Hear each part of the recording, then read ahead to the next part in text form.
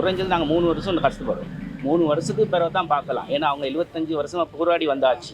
எங்களுக்காக கட்டாயம் நல்லது செய்ய தான் வந்திருப்பாங்க. எல்லாத்தையும் கொள்ளை அடிக்கவோ ஊழல் செய்யவோ வரல. அரசியலுக்கு வந்து அவங்க பல வருஷம் இங்கிறது பழசு. ஆனால் அவங்க இதை படித்து இப்போ இந்த 2 மாதம் 3 மாதம் தான் செய்யணும்னு இல்லை, அவங்க முன்னுக்கே பிளான் பண்ணியிருப்பாங்க.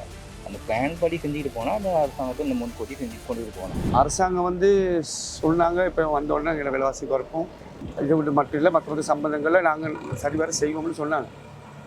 ஆனால் இப்போ பார்க்க போனால் விலைவாசி போய் கூடிக்கொண்டு போகுது.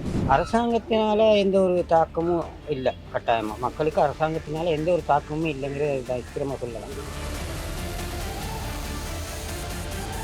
V-Care Hair and Skin Clinic AFT Activated Follicular Transplant என்ற அதிநவீன ப்ரொசீஜர் மூலம் பாதுகாப்பான ஹேர் டிரான்ஸ்பிளான்ட் செய்திட V-Careக்கு கால் பண்ணுங்க. வணக்கம் நேர்களே, இன்றைய மக்கள் குரல் நிகழ்ச்சியினூடாக உங்கள் அனைவரையும் சந்திப்பதில் மகிழ்ச்சி.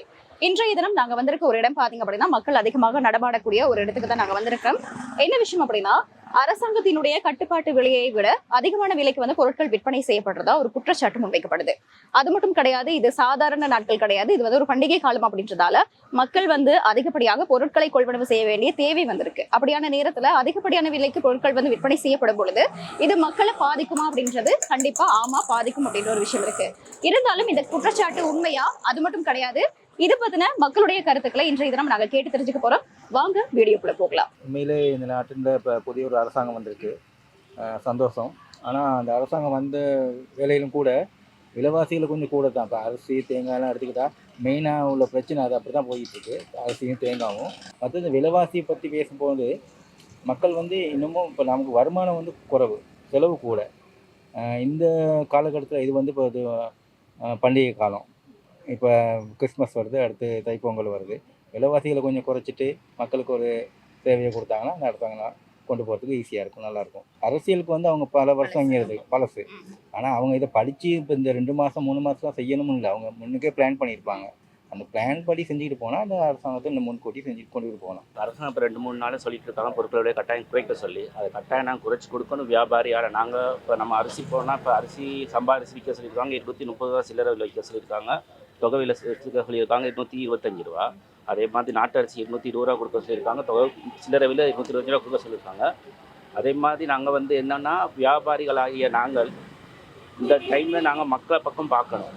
அரசாங்கம் இவங்க வந்து விலைவாசியை கூட்டுற நேரம் டக்குன்ட்டு கூட்டிடுறாங்க, ஸ்டாக் பண்ணிடுறாங்க, அடுத்த நாள் கூட்டிடுறாங்க. அதே இப்போ வந்து நாங்கள் போய் கடையில் போய் கேட்டால் என்ன விலை வைக்கிறீங்கன்னா பழைய ஸ்டாக்னு சொல்லி சொல்கிறாங்க, புதுசாக வர ஸ்டாக் இல்லைன்னு சொல்லி சொல்கிறாங்க. இந்த புதுசாக வந்தால் தான் நாங்கள் அந்த விலை கொடுப்போம் அப்படிங்கிறாங்க. அதனால அரசாங்கமும் கொஞ்சம் கடைகளை கொஞ்சம் சுற்றி பார்க்கணும்னு நினைக்கிறேன். வந்து ஒன்றுக்கு வந்து பார்த்து என்ன செய்கிறாங்கன்னு சொல்லி அரசாங்கம் விலைகளை ஒருக்கா செக் பண்ணி பார்த்தா நல்லோன்னு நினைக்கிறேன். கிறிஸ்மஸ் வருது, அடுத்து நியூ இயர் வருது, அடுத்தது பொங்கல் வருது, எல்லா மக்களும் கொண்டாடக்கூடிய மாதிரி இருந்தால் அரசாங்கம் இன்னும் கொஞ்சம் முன்னுக்கு வந்து கொஞ்சம் பார்த்தாங்கன்னா நல்லாயிருக்கும். ஏன்னா நம்ம மக்கள் பொறுமையாக இருக்கணும், நம்ம மக்கள் அவசரப்படக்கூடாது.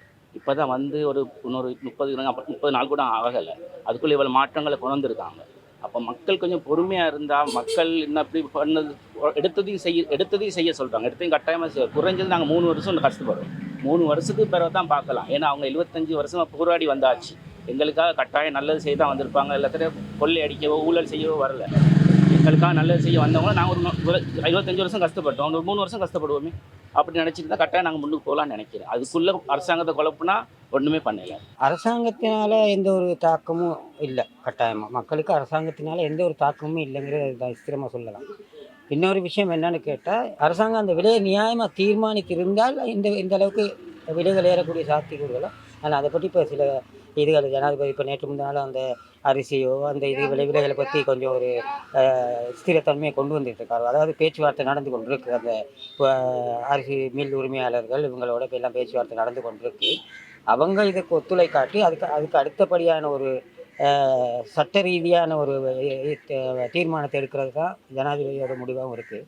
இந்த நாட்டோட ஜனாதிபதி ஒரு நல்ல ஜனாதிபதி கிடைச்சிருக்காரு. அந்த கிடைச்சிருக்க ஜனாதிபதிக்கிட்ட நம்ம மக்களால் தேர்ந்தெடுக்கப்பட்ட ஒரு ஜனாதிபதிக்கிட்ட எல்லா விஷயத்தையும் போயிட்டு நம்ம அதாவது அரிசி விலை கூடியிருக்கு, தேங்காய் விலை கூடியிருக்கு, மாவு விலை கூடியிருக்கு, நம்ம எல்லாத்தையுமே அவர்கிட்ட சொல்ல முடியாது. இதுக்கான காரணங்களை தேடி மக்களுக்கு ஒரு நியாயமான ஸ்திரத்தன்மையை ஏற்படுத்த அவர் ஏதாவது ஒரு முடிவெடுத்தாருன்னா அது நல்லாயிருக்கும். மற்ற மாதிரி அரிசி மாவிலைகள் இந்த காலங்கள். அதான் இன்னொரு விஷயம் இருக்குது. அதாவது நம்ம ஸ்ரீலங்காவில் உள்ள விவசாய நிலங்களில் விவசாயம் பண்ணி அரிசி இந்த மாதிரி கழிவுகள் அதிகமாக உற்பத்தி செய்ய முடிந்தால் இந்த நிலை வராது. நம்ம நிலங்களில் விவசாயம் செய்ய தொடங்கின உடனே இந்த காலநிலை மாற்றங்கள் தான். இந்த இன்றைக்கி திடீர்னு மழை ஒன்று பெஞ்சிச்சு, அறுவடை செய்கிறாங்க, அறுவடை வெட்ட அப்படி இப்படின்னு இருக்க நேரத்தில் வந்து வெள்ளமோ இதோ வந்து அடிச்சுட்டு போயிடுது. பொருட்கள் விலை அப்படி இப்படி மாறத்தான் செய்யும், அதாவது மாறாமல் இருக்காது. காரணம் என்னென்னு கேட்டால், இப்போ இங்கே வந்து ஸ்ரீலங்காவை பொறுத்தவரையில் 60 விதமாக அரிசி, அதாவது மேக்சிமம் 60% இந்த ஃபுட் ஐட்டங்கள் எல்லாம் வெளிநாட்டிலேருந்து கொண்டு வரனால தான் விலைகளும் அதிகமாக போகுது. அதாவது கொண்டு வந்து இறக்கி டியூட்டி அது இது அந்த மாதிரி ஏகப்பட்ட இதுகள் இருக்குது தானே. இதெல்லாம் வச்சு பார்க்குற நேரத்தில் நம்ம அதாவது இன்றைக்கி வேர்ல்டு எடுத்து பார்க்க, உலகத்தை இதுகள் எடுத்து பார்த்துக்க இந்தியாவை விட ஸ்ரீலங்கா எவ்வளோ பெட்டர். நம்ம இன்றைக்கி ஒரு காலை சாப்பாடு ஒரு 100 ரூபாய்க்கு கூட ஸ்ரீலங்காவில் சாப்பிடலாம் மேக்ஸிமம். ஆனால் இன்றைக்கி இந்தியாவில் போய் காலை சாப்பாடு சாப்பிட்னா இந்தியா காசு 50 ரூபானாலும் ஸ்ரீலங்கா காசுக்கு 200 ரூபாய் ஆகுது. ஸ்ரீலங்கா இஸ் பெட்டர், அதாவது எந்த இதுவுமே இல்லை. அது நான் 100க்கு 100 வீதமாக சொல்லுவேன். அதை தவிர வேறு ஒரு இது எதுவுமே சொல்கிறதுக்கு இல்லை. கட்டாயமாக ஒரு இன்னொரு 1 or 2 or 3 months ஆகணும், இல்லாட்டி ஒரு 4-5 months ஆகலாம், இல்லை 1 year கூட ஆகலாம்.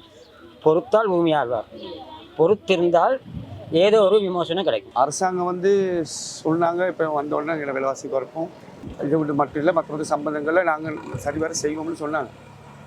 ஆனால் இப்போ பார்க்க போனால் விலைவாசி போய் கூடிக்கொண்டு போகுது. நாட்டு மக்கள் பெரிய பிரச்சனையாக இருக்குது, கரைச்சலாகவும் இருக்குது. இப்போ பண்டிகை நாள் வேறு கூட. இப்போ பண்டிகை நாளில் ஆட்கள் வந்து மனிதன் வந்து இப்போ காசு இல்லாமல் தட்டுப்பாடாக இருக்குது. அவங்களுக்கு நெருக்கடி கூட என்னப்படியா அவங்களுக்கு போயிட்டு விலை குறைஞ்ச விலை இப்போ சாமான் வாங்க முடியாமல் இருக்குது.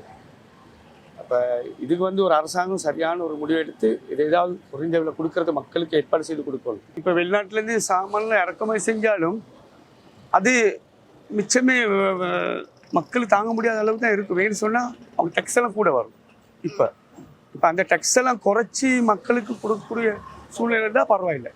அப்படி ஒரு சூழ்நிலை இல்லையே நாட்டில். அப்போ மக்கள் இது வந்து பணமாக கொண்டு போயிட்டு ஒரு பொருட்களை வாங்க போனால் தட்டுப்பாடாகுது, அதை எடுக்க முடியாத சூழ்நிலை உருவாகி இருக்கு.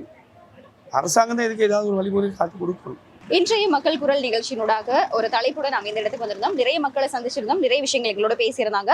இதே மாதிரி இன்னும் ஒரு மக்கள் குரல் நிகழ்ச்சியினூடாக உங்கள் அனைவரையும் சந்திக்கலாம். அது வரைக்கும் ஒளிப்பதிவாளர் லிஷிஹரனுடன் நான் உங்கள் வினோதினி. வணக்கம் நேர்களே.